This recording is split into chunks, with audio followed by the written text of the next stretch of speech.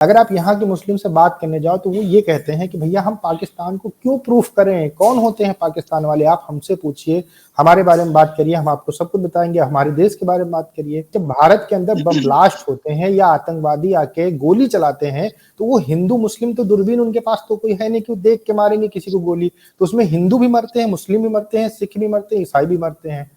तो जिसके घर का बंदा मारा जाएगा, जिसके घर की कोई बेटी मारी जाएगी, किसी की बहन, किसी की पत्नी मारी जाएगी, वहां के लोग क्या उसको पूजेंगे थोड़ी, उससे तो नफरत ही करेंगे। आपने कभी किसी मुस्लिम को सुना है कि वो पाकिस्तान से मदद मांग रहा है? भारत का मुस्लिम वो नहीं, कभी भी प्रधानमंत्री से मदद मांग सकता है, यहाँ के देश के न्यायाधीश से मदद मांग सकता है, सबसे मांग सकता है, लेकिन कभी पाकिस्तान से आपने सुना है कि वो कोई कह रहा हो कि भैया नहीं, हमको बचा लो, हमको पाकिस्तान आना है?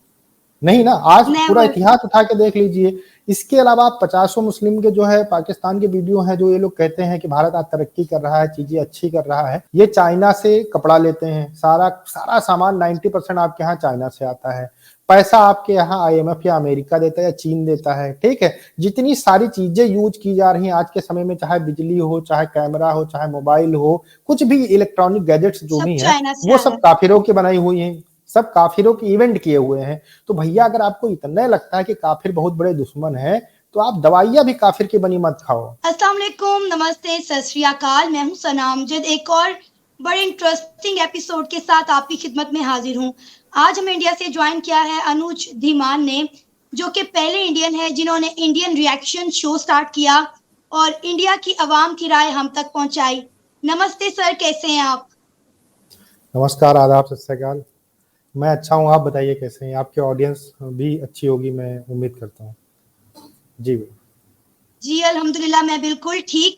थैंक यू सो मच अनुज, आपने अपना कीमती वक्त निकाला हमारे प्रोग्राम में आने के लिए। जी, आपका भी थैंक यू सो मच, क्योंकि आपने हमें टाइम दिया। काफ़ी टाइम से हम आपको सिर्फ वीडियोस में देखते थे, लेकिन आज हम आपसे मुलाकात भी हुई, वर्चुअली हुई, और उम्मीद करते ऊपर वाला चाहेगा तो कभी आमने सामने भी होगी। काफ़ी अच्छा लगा आपसे मिलकर, धन्यवाद आपका। आप वो पहले यूट्यूबर हैं जिन्होंने इंडिया से रिएक्शन शो जो है स्टार्ट किया। क्या वजह बनी कि आपको फील हुआ कि जिस तरह पाकिस्तानी रिएक्शन शोज कर रहे हैं, मुझे भी करने चाहिए? देखिए, इसकी सबसे बड़ी वजह तो आप ही हैं, आपकी वजह से ही मैंने ये जो है शो स्टार्ट किया। वो मैं बता देता हूँ, 2020 या 19 के आसपास में मैंने आपका एक वीडियो देखा था। उसके बाद में मुझे लगा कि इस चीज़ के ऊपर काम करना चाहिए, क्योंकि अगर वहाँ से बात हो रही है, अगर दोनों तरफ से बात नहीं होगी तो ये होगा कि एक ही तरफ से बात हो रही है, तो बात खत्म हो जाती है। तो मैंने उस टाइम एक टीम हायर की थी, लेकिन उस टीम ने उतना अच्छा काम नहीं किया। जब मैंने उनके वीडियोस देखे जो लोग शूट करके लेके आते थे, वो उतनी क्वालिटी कंटेंट नहीं लगे, जिसकी वजह से मैंने उनको मतलब नहीं ज़्यादा सही समझा और अपलोड नहीं किया। उसके बाद में कोरोना का लॉकडाउन लग गया, फिर आगे चीज़ें बढ़ गई। उसके बाद में मैंने एक चैनल चालू किया था नेशन ब्रो, उस पे थोड़ा सा काम किया मैंने। और उसके बाद में आपने एक वीडियो में कहा था, शायद आपको याद हो, कि भारत की तरफ से तो कोई ऐसे वीडियो नहीं बनाता है, हम ही लोग बनाते हैं इधर से ऐसे वीडियो, भारत की तरफ से कोई बनाता नहीं है। तो फिर वो चीज़ मुझे हिट हुई, फिर मैंने सोचा कि चलिए ठीक है, अब हम बनाना चाहिए, यहाँ से कोई नहीं बनाता, क्योंकि रीज़न ये है कि यहाँ पे ऑडियंस काफ़ी ज़्यादा है, और जो कंटेंट पे लोग अलग-अलग कंटेंट पे काम करते हैं तो उनको ज़्यादा बेनिफिट मिलता है एज़ पर ये पाकिस्तानी कंटेंट के ऊपर। या फिर आप लगातार पाकिस्तानी कंटेंट पे काम करते हैं तो लोग आपको टारगेट भी करते हैं कि आप लगातार इस चीज़ के ऊपर क्यों काम कर रहे हैं। फिर मैंने ये आपने शायद जिस वीडियो में बोला था, उसके 1-2 दिन के बाद मैंने दूसरा मतलब अपनी तरफ से एक वीडियो रिकॉर्ड किया, इंडियन मुस्लिम रिप्ले पाकिस्तान, और वो वीडियो फिर आपने दिखाया भी था वहाँ के लोगों को, और उस पे आपने रिएक्शन भी लिए थे। तो इस तरीके से मैंने जो नेशन टॉक चैनल था और जो नेशन ब्रो था, उसका मैंने स्टार्टिंग की थी। मतलब इनडायरेक्टली कहा जाए तो आपकी वजह से ही हुआ स्टार्ट। आपने अगर बोला नहीं होता तो शायद वो चीज़ हिट नहीं होती, और फिर शायद ये स्टार्टिंग नहीं होती। लेकिन काफ़ी अच्छा रहा रिस्पॉन्स, और मतलब ये मैं सोचता हूँ कि मैं अपना 100% दे सकूँ, बाकी तो ऊपर वाले के हाथ में, कौन कितना समझता है। जी। नो डाउट, बड़ा अच्छा डिसीजन था, क्योंकि हम हमेशा पाकिस्तानी अवाम का रिएक्शन लेते थे इंडियन न्यूज़ के ऊपर, इंडिया की डिफरेंट चीज़ों के ऊपर। लेकिन बड़ा अच्छा लगा कि आपकी तरफ से भी रिएक्शंस आना शुरू हुए। और जो आपकी पहली वीडियो मैंने देखी थी वो ये थी कि इंडियन मुस्लिम ने रिप्लाई किया था पाकिस्तानी मुस्लिम्स का। तो बड़ा अच्छा लगा जानकर, क्योंकि हमने हमेशा यही सोचा, हमें यही दिखाया गया, हमें यही तासुर पाया जाता था कि इंडिया के मुसलमान जो हैं वो इंडिया में महफूज नहीं है। और हमेशा पाकिस्तान के अवाम को हमने इंडिया के मुसलमानों के लिए फ़िक्रमंद देखा। तो जब आपकी तरफ से एक रिप्लाई में वीडियो आई, वो मुझ तक पहुंची, मैंने देखी और मुझे लगा कि पाकिस्तान के अवाम को ये दिखानी चाहिए ताकि शायद उनके तासुरात, उनके जज्बात, उनके ख्यालात बदलें। और यकीन करें आप किसी हद तक कामयाब भी हो गए हैं बहुत ज़्यादा लोगों की सोच बदलने में। देखिए, क्या है कि इतने टाइम से चीज़ें चली आ रही हों, चाहे इधर के लोग हों, चाहे उधर के लोग हों, जब इतने टाइम से चीज़ें चली आ रही हैं, उनके दिमाग में वही अगर भरा जा रहा है, तो उसको खत्म करने में कोई ऐसा तो है नहीं कि हम लोग चुटकी बजाएँगे खत्म हो जाएगा। आप भी इसी चीज़ के ऊपर काम कर रहे हैं। मैंने तो अभी स्टार्ट किया, आप तो काफ़ी सीनियर हैं हमसे, काफ़ी टाइम से काम कर रही हैं। तो देखिए, हम लोग कोशिश कर सकते हैं। जैसे मैंने ये वीडियो बनाया, उसको वीडियो आपने दिखाया तो लोग कह रहे थे ये पैसे लेके बोल रहे हैं, ये झूठ बोल रहे हैं, लेकिन कहीं न कहीं उनके दिमाग के अंदर हिट हुआ होगा। तो उन्होंने हो सकता है सेल्फ रिसर्च करें, कुछ अपना दिमाग लगाएँ तो उनको चीज़ें समझ में आएँ। देखिए, यहाँ से क्या होता था, एक आध वीडियो कोई बना देता था, मतलब कोई न्यूज़ चैनल वाला बना दिया, कुछ किसी टॉपिक को लेकर किसी तरीके का बयान आ गया नेता की तरफ से आपके यहाँ के, तो बना देता था, लेकिन प्रॉपर काम नहीं होता था। और जिस तरीके से मैंने पहले वाले वीडियो में क्वेश्चन पूछे थे, मैंने यहाँ तक कह दिया कि भैया कलमा पढ़ लो, नहीं मानेंगे नहीं कि आप मुसलमान हो। ये आपने देखा होगा। मतलब हमने कहा कुछ जी, जी, ऐसा करो बिल्कुल। जिससे पता चले कि, क्योंकि आपके यहाँ के लोग तो कह देंगे अरे भैया मुसलमान ने इनको टोपी और दाढ़ी रखा दी गई है और ये ऐसे ही बोल रहे हैं, भारत के अंदर कोई मुस्लिम मोदी के लिए बोल ही नहीं सकता है। अच्छा, इस तरीके की चीजें मैंने सुनी हुई थी।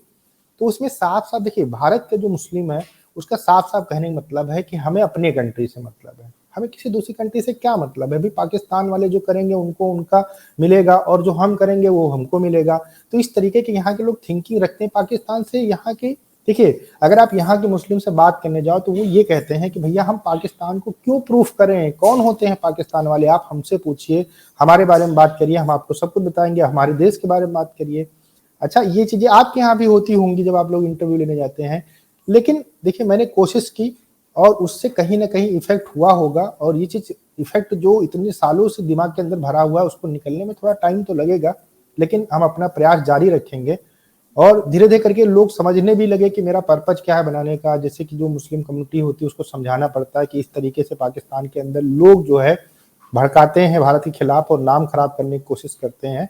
तो इसलिए आपका बोलना ज़रूरी है, तो फिर लोग खुल के बोलते हैं। आपने देखा होगा मेरे इंटरव्यू में जहाँ पर मुस्लिम कम्युनिटी होती है वो तो ज़्यादा से ज़्यादा पाकिस्तान के खिलाफ बोलने की कोशिश करती है, क्योंकि मैं आपसे जो अगला सवाल प्रोपेगें भी यही करने वाली थी कि आपके जी। मोस्टली प्रोग्राम्स में यही देखा गया कि मुस्लिम कम्युनिटीज़ जो भी हैं, वो पाकिस्तान के खिलाफ बोलती हैं, जबकि पाकिस्तान में जो मुसलमान रहते हैं, वो उनके लिए हद से ज़्यादा फ़िक्रमंद रहते हैं। जब भी इंडिया और पाकिस्तान की बात होती है, यही कहा जाता है कि मोदी सरकार जो है, वो वहाँ पर रहने वाले मुसलमानों पर ज़ुल्म-ओ-सितम कर रही है। लेकिन आपकी वीडियोज़ में बार-बार ये चीज़ मैंने नोट की है कि हिंदुस्तान में रहने वाले मुसलमानों का कहना है कि हमें पाकिस्तान की कोई फ़िक्र नहीं है, पाकिस्तान अपनी फ़िक्र करे, हमारी फ़िक्र करने की बजाय। तो ये क्या वजह है, इतना मतलब वो सख्त रवैया क्यों अपनाए हुए हैं पाकिस्तान को लेकर? देखिए, आप एक आप बात समझिए, जैसे कि आप अफ़गानिस्तान के लोगों से पूछते हैं कि आप जो है पाकिस्तान वालों से नफ़रत करते हैं, तो क्या कहते हैं? क्योंकि पाकिस्तान ने अड्डे दिए, यही तो आपको आंसर मिलता है ना। तो सेम कंडीशन जी। है कि जब भारत के अंदर बम ब्लास्ट होते हैं या आतंकवादी आके गोली चलाते हैं, तो वो हिंदू मुस्लिम तो दूरबीन उनके पास तो कोई है नहीं कि वो देख के मारेंगे किसी को गोली। तो उसमें हिंदू भी मरते हैं, मुस्लिम भी मरते हैं, सिख भी मरते हैं, ईसाई भी मरते हैं। तो जिसके घर का बंदा मारा जाएगा, जिसके घर की कोई बेटी मारी जाएगी, किसी की बहन, किसी की पत्नी मारी जाएगी, वहाँ के लोग क्या उसको पूजेंगे थोड़ी? उससे तो नफ़रत ही करेंगे। आप ये बताइए, जो घटनाएँ होती हैं, आतंकवादी घटनाएँ होती हैं या फिर जो युद्ध हुए हैं कश्मीर को लेकर, उनसे हमारे देश का काफ़ी ज़्यादा नुकसान हुआ है। और भारत के लोग जो रहते हैं, चाहे हिंदू हो, चाहे मुस्लिम हो, कोई भी हो, अगर आप यहाँ पर आप बात करेंगे कि आपके लिए धर्म सबसे पहले है या फिर देश है, तो सबसे पहले लोग कहेंगे हमारे लिए देश है। तो वो उनको इससे कोई फ़र्क नहीं पड़ता कि कौन कहाँ रहता है, कौन किस तरीके का रहता है। हमें अपने देश के लिए एकजुट होना है, हमें अपने देश में जो अच्छा-बुरा है उसको सही करना है। और हम क्यों दूसरी कंट्री के बारे में, यहाँ के लोगों का ज़्यादा मानना होता है भैया जैसे वो उनकी कंट्री है तो उनका मैटर है, आपस में समझे, हम लोग का जो मैटर है हम लोग आपस में समझ लेते हैं। आपने कभी किसी मुस्लिम को सुना है कि वो पाकिस्तान से मदद मांग रहा है, भारत का मुस्लिम? वो नहीं, कभी भी प्रधानमंत्री नहीं। से मदद मांग सकता है, यहाँ के देश के न्यायाधीश से मदद मांग सकता है, सबसे मांग सकता है, लेकिन कभी पाकिस्तान से आपने सुना है कि वो कोई कह रहा हो कि भैया नहीं, हमको बचा लो, हमको पाकिस्तान आना है? नहीं ना, आज पूरा नेवर। इतिहास उठा के देख लीजिए। इसके अलावा आप पचासों मुस्लिम के जो है पाकिस्तान के वीडियो हैं जो ये लोग कहते हैं कि भारत आज तरक्की कर रहा है, चीज़ें अच्छी कर रहा है। तो आप एक मैंने वीडियो की थी जिसमें पाकिस्तान से हिंदू आए हुए थे। वो दिल्ली में कैंप बना हुआ है जहां पर जो वहां के लोग सताए हुए हैं वो लोग यहाँ पर आते हैं, रहते हैं। तो मैंने उसमें चैलेंज किया था कि अगर जो पाकिस्तान के लोग जो कथित कट्टरपंथी हैं, लोग हैं जो कहते हैं कि भारत के मुसलमान बहुत सताए हुए हैं, वो इस कैंप को देख लें। अगर इस तरीके का कोई कैंप पाकिस्तान के अंदर बना हो जहां पर यहाँ के मुस्लिम गए हों तो उसका वीडियो हमें बना के भेज दे जिसके दम हो। तो आज तक कोई वीडियो मुझे नहीं मिला भाई। तो आपको समझना चाहिए कि कहां पर कौन ज्यादा सेफ फील करता है। आप एक चीज बताइए, भारत के लोग जाते हैं विदेशों में काम करने के लिए, जाते हैं, हर देश के लोग जाते हैं, फिर क्यों ऐसे कोई ही जाते मुस्लिम हैं। जो है, जो मुस्लिम, देखिए जहां पर ज्यादा दिक्कतें होंगी तो लोग उस देश को छोड़ के भागना चाहेंगे ना। भारत का मुस्लिम जाता है, सऊदी जाए, इराक जाए, ईरान जाए, अमेरिका जाए, कहीं भी जाए, वो लोग क्या करते हैं, वो लोग कमाने के लिए जाते हैं, उसके बाद भी भारत में आके अपना घर बनाते, इन्वेस्टमेंट करते, व्यापार करते हैं। जिस देश के अंदर, जितना कि पाकिस्तान के अंदर बताया जाता है कि जीना हराम है, यहाँ के हिंदू बड़े पत्थर मारते हैं, ये सारी चीजें जो बताई जाती है, अगर इतना किसी के साथ होगा तो फिर से उस कंट्री क्यों वापस आना चाहेगा? आप हमको बताइए, आप आना चाहेंगे वापस जिसमें इतना सारी चीजें होती हूँ आपके खिलाफ? अच्छा, मुझे ये बताएं कि अभी रिसेंटली आपने देखा होगा कि ऑलमोस्ट सभी पाकिस्तान के यूट्यूबर ने my first visit to India के नाम से एक सीरीज जी शुरू जी की जी। थी। मैंने भी की और भी ऑलमोस्ट तमाम यूट्यूबर्स ने की। उसके बाद देखने में आया कि पहले तो बहुत सारे इंडियंस ने उसमें पार्टिसिपेट किया। मुझे भी बहुत सारे मैसेज आए, लोग पार्टिसिपेट करना चाह रहे थे। फिर एकदम से एक इशू खड़ा हो गया कि इंडिया की सिक्योरिटी का सवाल है, तो इस तरह के प्रोग्राम्स नहीं होने चाहिए, हमारी लाइव लोकेशंस नहीं दिखानी चाहिए।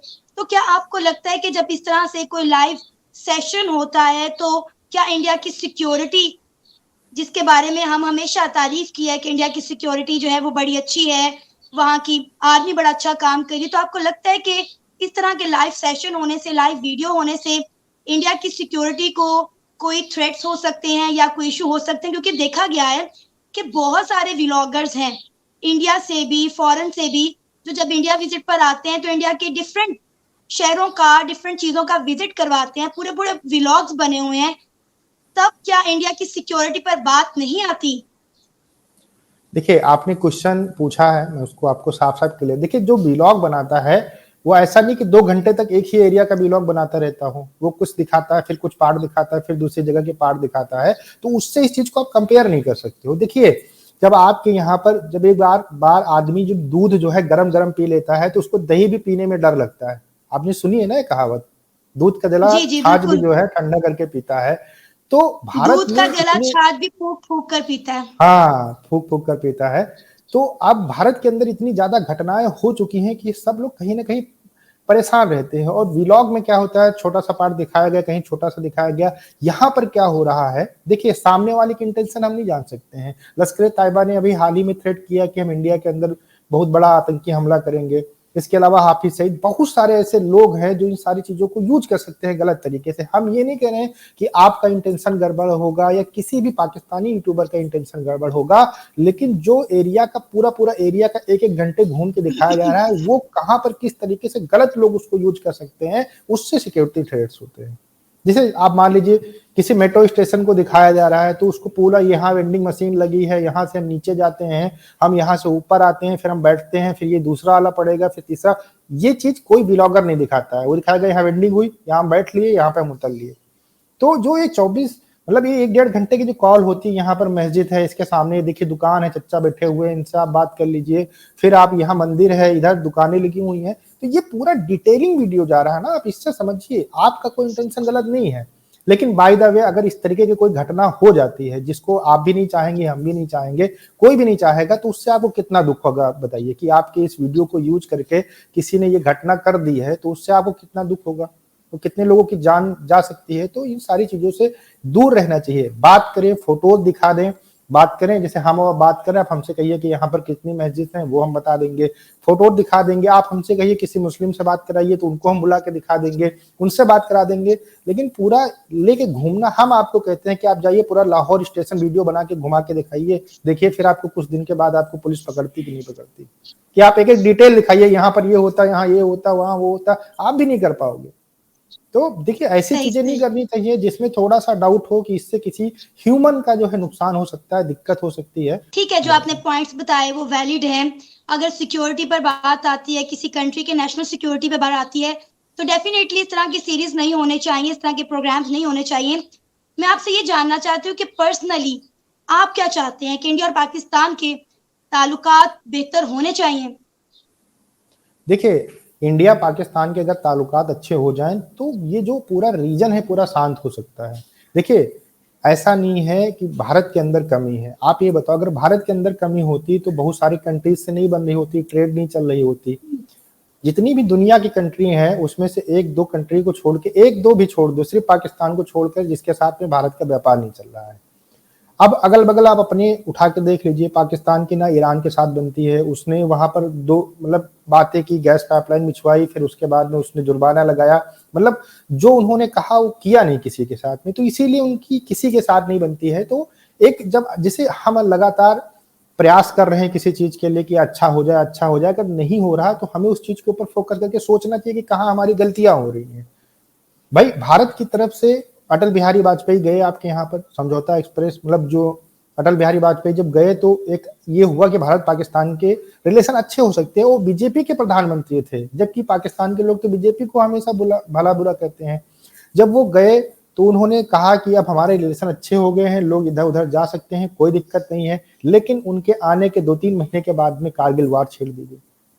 तो देखिए, प्रयास जब देखिए आपके यहाँ पर सबसे बड़ी दिक्कत क्या है, किसी भी देश से आपके जो रिलेशन है पाकिस्तान के अच्छे क्यों नहीं होते हैं? क्योंकि जब जिस देश के अंदर दो ताकत होती हैं तो वहां पर दिक्कत होती है। जब मिलिट्री राजी हो जाती है तो फिर आपके पॉलिटिकल वाले राजी नहीं होते, जब पॉलिटिकल राजी हो जाती है तो मिलिट्री राजी नहीं होती है। तो जब तक ये एक सिंगल जो है ताकत नहीं होगी, चाहे मिलिट्री हो चाहे आपके पॉलिटिकल नेता हो, तब तक किसी भी देश के साथ में रिलेशन अच्छे नहीं हो सकते हैं। और पाकिस्तान को ये समझना चाहिए कि सिर्फ कश्मीर कश्मीर करने से कोई फायदा होने वाला नहीं है, उनको अपने देश के ऊपर फोकस करना चाहिए। मैं तो सीधी सीधी सी बात कह सकता हूँ कि 75 साल में कश्मीर के चक्कर में पाकिस्तान ने अपने आप को बर्बाद कर लिया। आप ये बताइए, जैसे पाकिस्तान के लोग कहते हैं कि हमने तालिबान का सपोर्ट किया, अमेरिका को भगा दिया और सारी चीजें की, और मतलब बहुत फक्र से सारी चीजों को कहते हैं, जबकि सबसे ज्यादा नुकसान तो पाकिस्तान का हुआ। भाई, कुछ पैसे के चक्कर में आपने आतंकवादियों को पाला, यहाँ पर एयर स्ट्राइक्स हुई, आप वही आतंकवादी आज आपके ऊपर हमले कर रहे हैं। तो सबसे ज्यादा नुकसान आपने किया। आप बोलते हो कि हम जीत गए, ये सारी चीजें हैं, आज वही देश आपको एकदम आने नहीं दे रहा अपने पास में, कह रहा नहीं आप भैया आप अलग हो, हम अलग हैं। अगर आप कश्मीर के लिए इसी चीज को अप्लाई कर दीजिए तो क्या कश्मीर वाले चाहेंगे कि हम आपके साथ में अच्छे रिलेशन रखें? क्योंकि जिस तरीके की चीजें हैं उससे तो कोई भी रिलेशन अच्छे नहीं रखना चाहेगा। पाकिस्तान के साथ बिल्कुल भी नहीं रहना चाहते। बहुत सारी वीडियोस आपने देखी होंगी कि आजाद कश्मीर में किस तरह से प्रोटेस्ट हो रहे हैं, वहां की आवाम सड़कों पर निकल आई है। आज भी मैंने अपने चैनल पर एक वीडियो पब्लिश की थी कश्मीर के हवाले से, जहां पर मैंने पाकिस्तान के आवाम को ये बताया, ये समझाने की कोशिश की कि दोनों कश्मीर में कितना फर्क है। आजाद कश्मीर की हम बात करें तो वहां के नौजवान सड़कों पर निकल आए हैं, वहां पे उनके पास रोजगार नहीं है, खाने के लिए रोटी नहीं है, एजुकेशन नहीं है, हेल्थ का निजाम नहीं है। तो डेफिनेटली जब वो बॉर्डर के उस पार देखते हैं तो उनकी आंखों में हसरत जो है वो साफ साफ नजर आती है। वो कहते हैं हमें आजादी की जिंदगी से वो कैद कबूल है, जहां हमारे बच्चों को कम से कम खाने के लिए 2 वक्त की रोटी तो मिलेगी।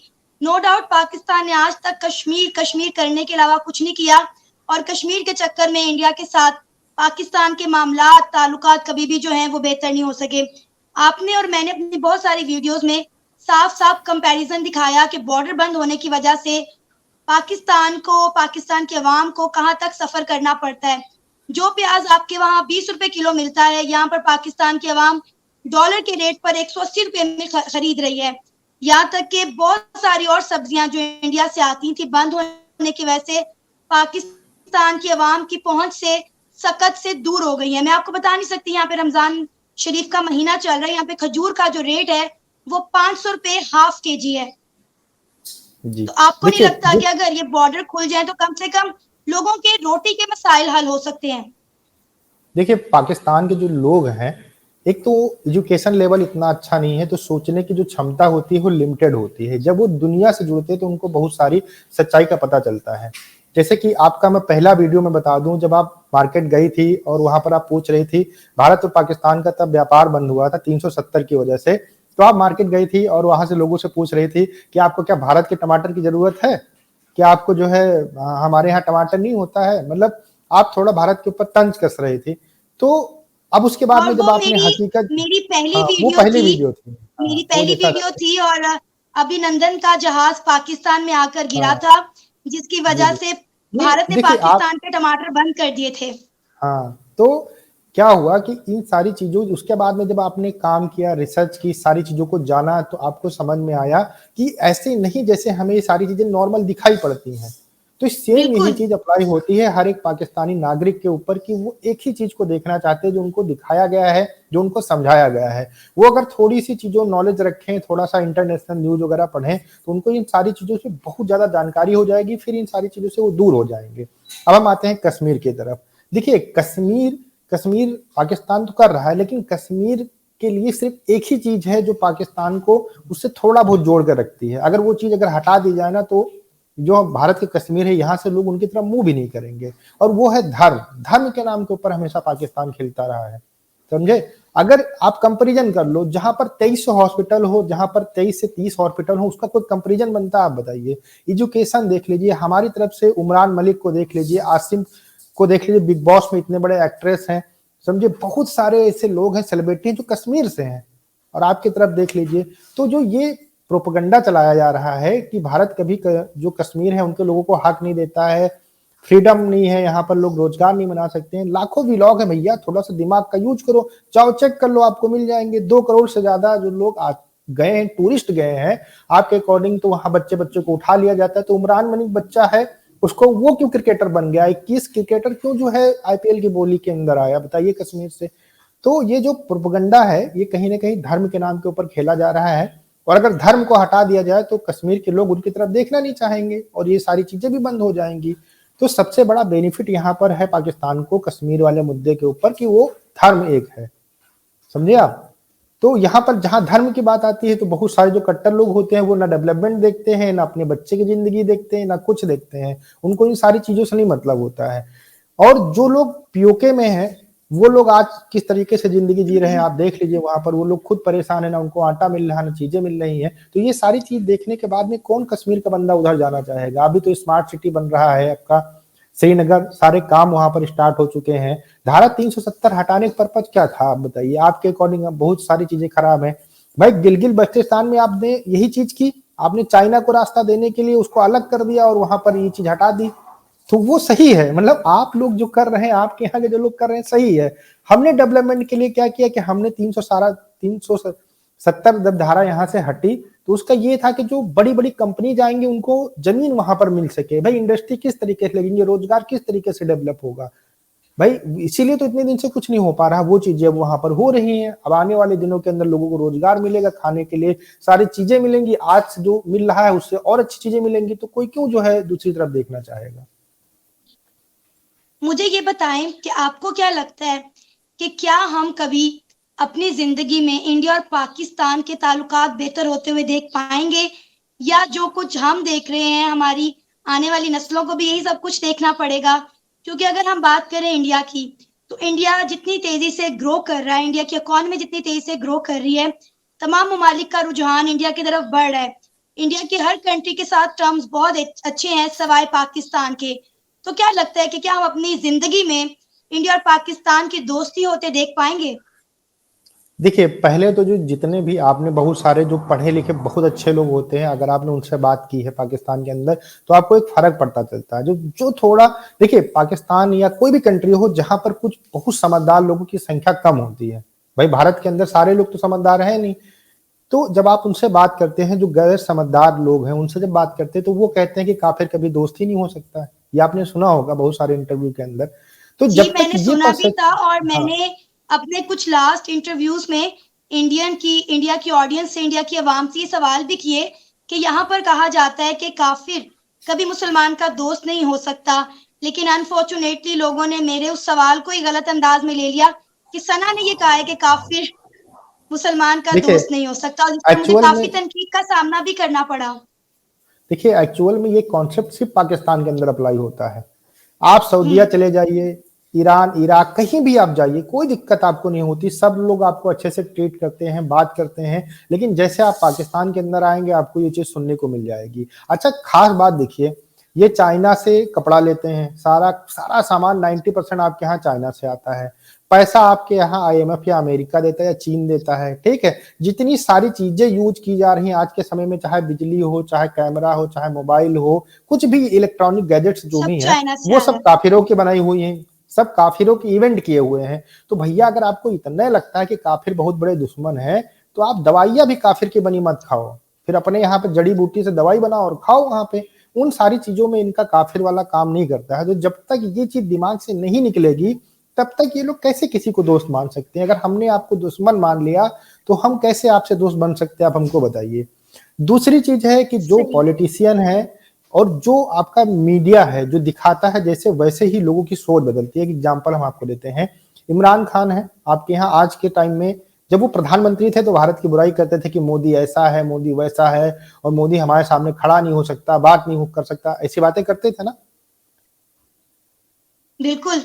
इसके बाद में जब गवर्नमेंट गई, आज के टाइम में वो मोदी की तारीफें करते हैं कि मोदी जो है अच्छा काम कर रहे हैं, उनके विदेश मंत्री ने ये कह दिया, और भारत बहुत अच्छा है, और भारत की पॉलिसी बहुत आजाद है, और उससे अच्छा कुछ हो नहीं सकता है, और हम गुलाम हैं। तो आप ये देखिए, आज के टाइम में आपकी जनता भारत की तारीफ कर रही है, क्योंकि आपका नेता सोच वैसी बना रहा है, और कुछ टाइम पहले वही नेता सोच भारत के खिलाफ बना रहा था।